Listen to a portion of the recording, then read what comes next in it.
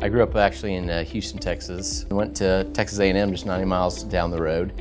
After that, I returned back to Houston and went to University of Texas Medical School, and then subsequently residency of the same program.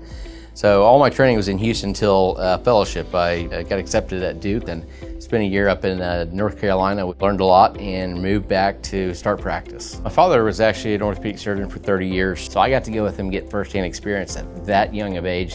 I chose orthopedic surgery because really it's cut to cure. You see a problem and you can address it immediately and have a good outcome. And especially with joint replacement surgery, patients are very grateful.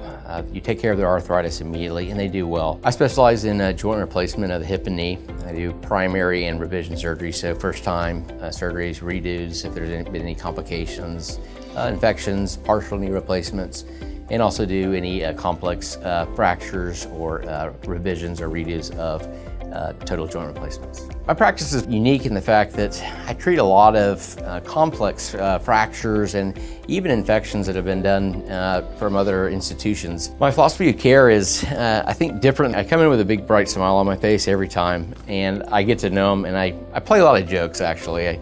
I break the ice. I'm probably more casual than most people.